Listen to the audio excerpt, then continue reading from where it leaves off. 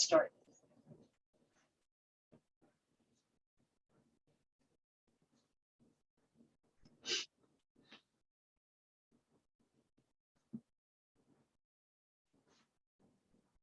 Let's start.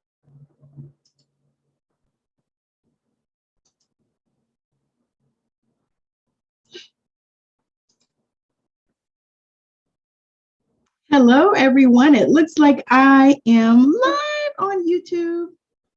Super excited to join you. Super excited to join you. Thank you so much.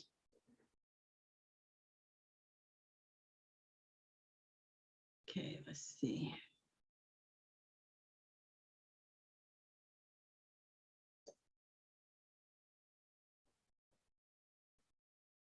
Thank you so much. All right. Hey, Dr. Marnie, thank you for joining me. So I wanted to just pop on and just talk a little bit about discovering you.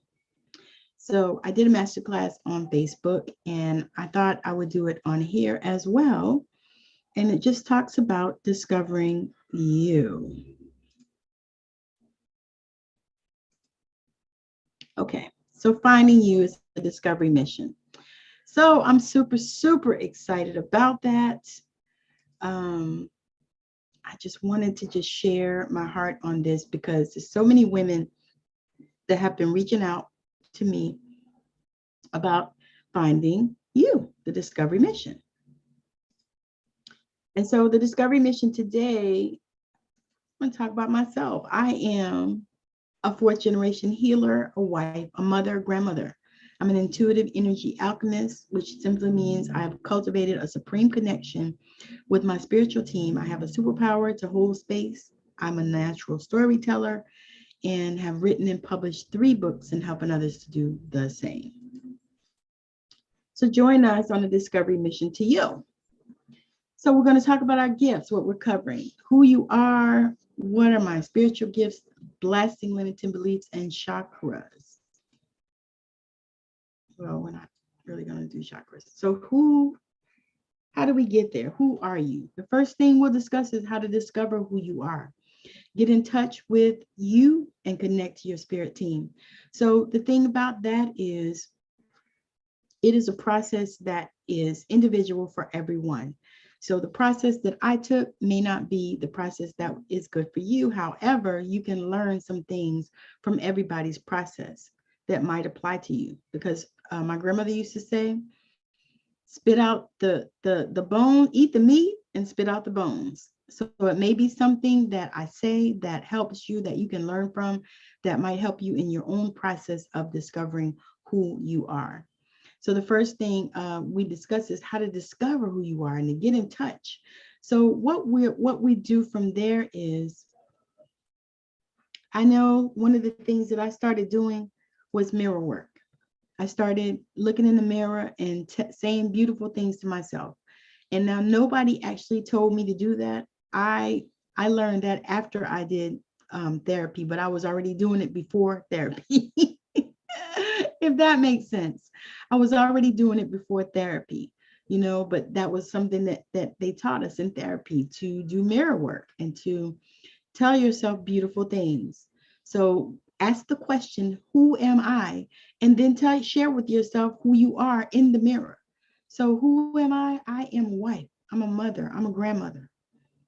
I am an oracle. I am a priestess. I am a storyteller. I am God's child. You can put any of those things behind I am, and it is who you are. I am, an angel whisperer. I am a lot of things. I am compassionate. I am a healer. So, all kind of things that you can tell yourself in the mirror. And when you first start telling yourself that, oh my God, oh my God, oh my God, oh my God. But you just get through it. You just keep going. As they said in Dory, just keep swimming.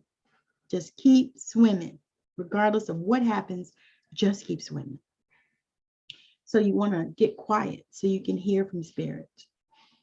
You know, you can hear from spirit in different ways. Matter of fact, it's unlimited ways that you can hear from spirit. But the ones that we're going to talk about today are hear, feel, just know, and see. So clairaudience, clairsentience, claircognizance, and clairvoyance are different spiritual gifts that I'm talking about as you begin to discover who you are, and you begin to discover what gifts you actually naturally possess, and you can actually beef up and build up any of those gifts. As I began to go on this journey, I had to take some time and learn and unlearn stuff that no longer served me, beliefs that were so limiting that kept me stuck. I had to take my glasses off and decide who I desired to become. Does this resonate with anyone? Because I wanted to talk about, and I shared this in the past, but I wanted to share that, you know, in my family, we cut the bacon in half. I watched my grandmother do it, I watched my mother do it, and I do it. And so it's one of those things that it's just in us. You know, I don't even know, but I'm using this as an example because I asked my grandmother, you know, why do we do that? Why do we cut the bacon in half? Because I thought there had to be some type of scientific reason why we cut the bacon in half. And so I learned that they cut the bacon in half because they had to feed a lot of kids. I think there were about 15 kids in my grandmother's family, and she was like number 2, I think. And so there was a lot of kids. And so she learned, you know, they cut the bacon in half because there's a lot of kids. And then another thing is they didn't have pans as big as we do, always, a lot of times. Their pans were smaller. You know, they started making things bigger as, you know, we started getting bigger, I guess. And so the pans were smaller, and so they cut the bacon in half because of that, a lot of times, you know, because it would gravel up and all kinds of stuff. And so they did that. And and so my mother did it as well, and I did too. You know, and I didn't have 15 kids to feed. Matter of fact, I had 3, sometimes 5, depending on, you know, who was living at my house at that time. But, you know, I didn't have 10 and 15 kids like my grandmother and her mother had and stuff. So I didn't know, you know, but that is an example of something that we believe and that we've done that may not longer serve us anymore, you know, because there was not really a reason why we did this that could hold up to keep doing it if we don't want to. So that's key. You know, you can make a decision to, you know, stop believing those beliefs, because Abraham Hicks said it best. She said that a belief is just a thing you keep on thinking. You just keep on thinking it. So when you stop thinking it, then it ceases to become a belief. So this is one of the things that you want to do on your mission of discovering you. So we can all be inspired to live our best life. As I was navigating life after divorce, I began to feel an anxiousness that I couldn't shake. The beautiful thing about it, that is, I was starting to feel again. So for me, I don't know if you know what it feels like not to be able to feel, to just be numbed out and not even realize that you're numbed out. I think that is really the thing. It's that we don't realize that we are numbed out. We don't know that we have this anxiousness that we couldn't shake. We don't know it. We don't realize that we are at this place where, you know, we're numbing with, you know, too much food, too much alcohol, you know, too much things that are not serving us and that don't work well for our body. So as we begin to do that, as we begin to see that, then, you know, we'll begin to feel again. And that is, to me, that was huge. So in the big scheme of things, after you discover who you are, then you get to decide what you want to become. And it doesn't matter the age of that child. You can do that at any age. You can do that at 20, 30, 40, 50, 60, 70, 80, 90, whatever. Because I had a resident, she was 94 years old, and she was just amazing. I fell in love with her because she was such a sweet, beautiful spirit, 94. And in her mind, you know, everything good with her. She was such a sweetheart. And so this is what I think about, because many times people think of people and they're in the 90s, 100s, their mind is gone and all that. But no, this woman her mind was sharp. And it was a beautiful thing to see and a wonderful experience because she taught me so much and I learned so much from her. And it was just a short time that she did that, but I was able to glean. And that is something that to me is remarkable and fire that you can do with people that, are older, that have learned something, that have wisdom to give. So what things would you do for free? And what have you done in your life in the past? There might be some gift or talent that comes natural to you. Write it down and then put it under your pillow and set intentions when you wake up, when you go to sleep, to receive the answers when you wake up. Because one of the things that I do, that I love to do, is I make jewelry. I make jewelry. And I absolutely enjoy doing it. It's one of those things that when I sit down and I say, I want to make some jewelry, I want to do something, or sometimes even when I'm feeling anxious, like I got things I need to do, decisions I need to make and stuff like that, then I sit down and I make jewelry. I make jewelry and I infuse it with energy, with Reiki energy. And so as I do that, it lights me up and it sets me on fire. So that's one of the things that I like to do, that I do, and it's funny because people they don't get it when they talk to me, they're like, so you made that? I'm like, yeah, I made it. I make jewelry. I have some bracelets and things that I made, necklaces and whatever. I like making earrings more, so I'm going to probably make more of those. So you see how I did that? That is fun for me. And so that's what I decided to do. All right. So we're going to cover a little bit about spiritual gifts. There are 4 main ones: clairvoyance, claircognizance, clairaudience, and clairsentience. Everyone has spiritual gifts, classically known as psychic abilities. When you write this down, put it in a conspicuous place and repeat it to yourself and say, I live in a divinely inspired universe. I have nothing to fear. I trust in myself. And when I do so, I trust in the very wisdom that created me. So as you discover your spiritual gifts and you know that everyone has these gifts, just may not be aware and need to remember and strengthen the gifts we have. We were all created with the gifts. Some of them are more prominent than others. As you discover, build, and strengthen your gifts, you will take a wild ride into the subconscious. So I'm going to talk a little bit about affirmations. Affirmations, what are they and how do we use them in our life? Affirmations are words that you speak over your life. The dictionary defines it as the action or process of affirming something or being affirmed. He nodded in affirmation, which makes no sense. How do you describe a word, define a word using the word? I digress. So if it is the action of affirming, what are you affirming? Abundance or the lack thereof? So are you affirming abundance or are you affirming the lack thereof? And when I say that, I mean that, are you affirming that whatever you're affirming you already have? Or are you trying to create affirmations from a place of lack?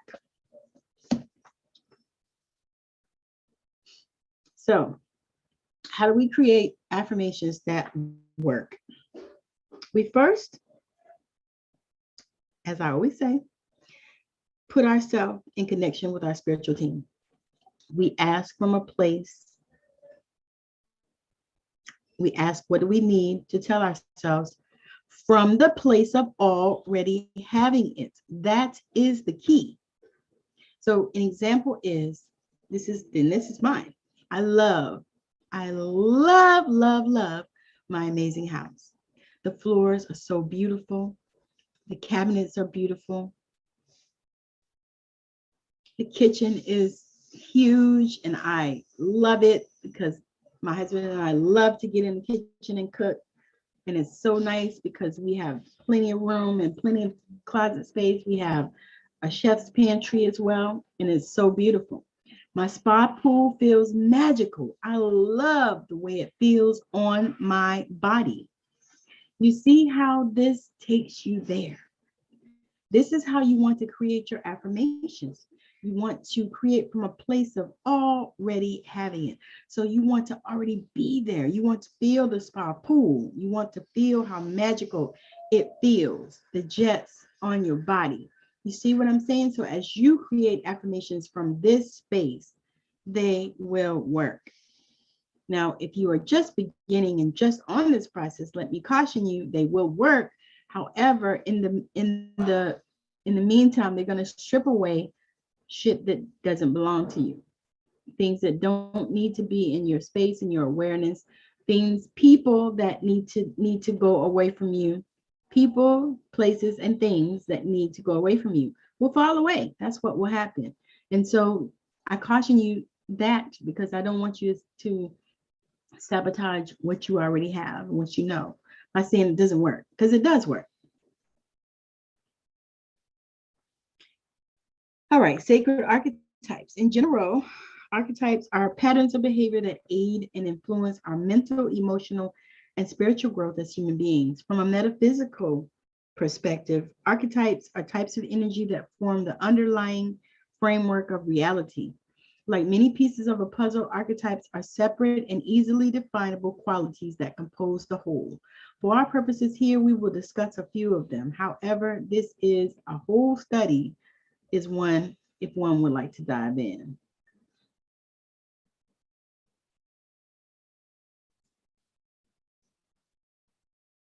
So the first one is a maiden. It's the first stage of womanhood. When a maiden archetype is dominant in a woman's psyche, she exudes an effervescent, eternally youthful quality. The maiden represents the following qualities: innocence, youthfulness, playfulness, passion, excitement for life, positivity, and optimism.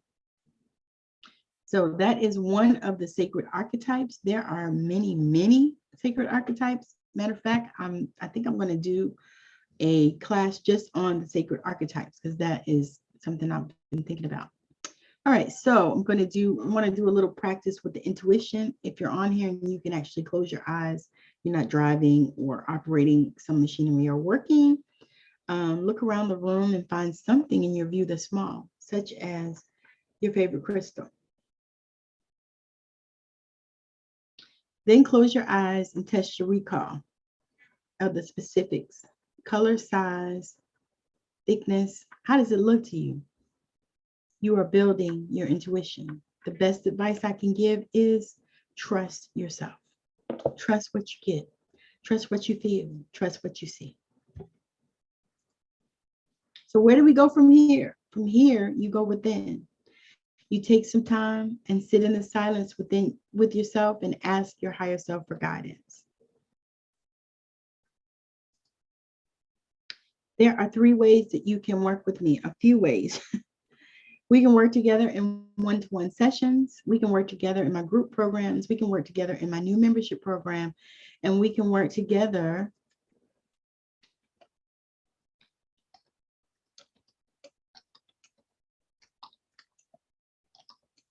with books. So with books, I have right now, I'm doing Passing the Pearls. It is my amazing, beautiful multi-author book about our grandmothers, stories about our grandmothers. I wanted to do a book honoring the legacy of our grandmothers, because grandmothers are powerful and amazing. Mine was awesome. And so I wanted to open that up and share that with other people. And I have already a couple of people that are wanting to write in it. And so I'm looking for a few more to join us so that we can get this book out there into the world and people can read it and we can get it to bestseller status, because that is our goal. So I'm super excited about that. Let's see. Because you have been with me for a few minutes, it would be wrong of me not to offer you a next step. My new signature program, Limitless, will go deeper into all of this and so much more. There are 6 weekly calls. Each person will have access in a private Facebook group and also Voxer and Messenger. We will dive deep into who you are and who you are destined to become. We will uncover your spiritual gifts, sacred archetype. We will activate your DNA and put you on a path to becoming limitless. This is for those who are ready to feel, those who are ready to understand their gifts and callings, those who are ready to invest in themselves, those who are ready to stand in their power. By the way, you're probably curious to know what the investment is. What I will say at this time is that your transformation is worth it. So the investment is $9.97 for the 6-week program, and I have a limited number of scholarships that are available. So there is an early bird bonus. If you get signed up by July 11th, we start on the 20th, you'll save $500, and payment plans are also available. So make sure that you comment below the video. Let me know if you are wanting to join us on July the 20th. It's going to be fabulous. I cannot wait. I cannot wait. It's going to be so good just to be able to have people in circle. And that's really what it is. People, ladies, to come and join in circle and let us go on this discovery mission together. Let me help you to embody the all of who you are so that you can become limitless, so that wherever you go, you know that there is no limit to you. All right, so I'm going to stop the share. So thank you so much for hanging out with me. Thank you for joining me. Dr. Marnie, as always, I love you and I appreciate you so much. The rest of you, thank you for joining me. And those of you that catch the replay, appreciate you, love you. Make sure that you place a chat in the chat and let me know that you have, you've joined and what you think about it, all this kind of stuff. I appreciate the feedback. I try to go back and reply to everyone. So again, thank you for joining me, and I hope you have a wonderful rest of your day. I'm going to get me some lunch because it smells like my husband is cooking. All right, have a good day. Bye now.